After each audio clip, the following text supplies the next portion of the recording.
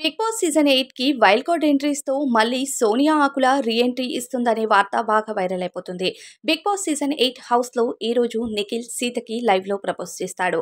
అలానే మార్నింగ్ మస్తీ అనే ఒక టాస్క్ కూడా బిగ్ బాస్ పెట్టాడు. అయితే ఇప్పుడు కంటెస్టెంట్స్ ఎవరైతే 2 క్లాన్స్ ఉన్నారో ఆ క్లాన్స్‌కి కొత్త చీఫ్స్ అయ్యే అవకాశం బిగ్ బాస్ ఇస్తున్నాడు.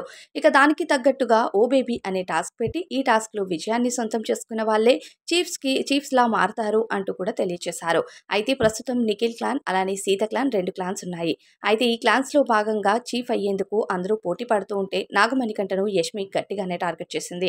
అసలు యష్మి మాటలైతే చాలా టూ మచ్ అని అనిపిస్తుంది.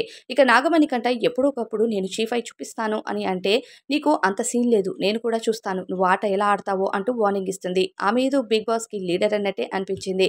ఇక ఆమె లీడర్ అయితే అసలు కంటెస్టెంట్స్‌ని బ్రతకనివ్వదేమో అని అనిపిస్తుంది అప్పుడప్పుడు. అయితే బిగ్ బాస్ హౌస్‌లో ఇక మరో ట్విస్ట్ ఏంటి అంటే సోనియా ఆకుల ఇక రీ ఎంట్రీ ఇవ్వబోతుంది అనే అప్డేట్ అయితే బాగా వైరల్ అయిపోతుంది. మరో వారం రోజుల్లో పాటు సోనియా ఆకుల మళ్ళీ హౌస్‌లో తన హవా నడపడానికి సిద్ధమైపోయింది. ఇక బిగ్ బాస్ హౌస్ బయట ఎలా ఉంది అని తెలుసుకొని బిగ్ బాస్ హౌస్‌లోకి రీ ఎంట్రీ ఇస్తే సోనియా ఆట మరింత రెచ్చిపోయినట్టు ఉంటుందేమో. మరి మీ అభిప్రాయం ఏంటో కామెంట్స్‌లో చెప్పండి.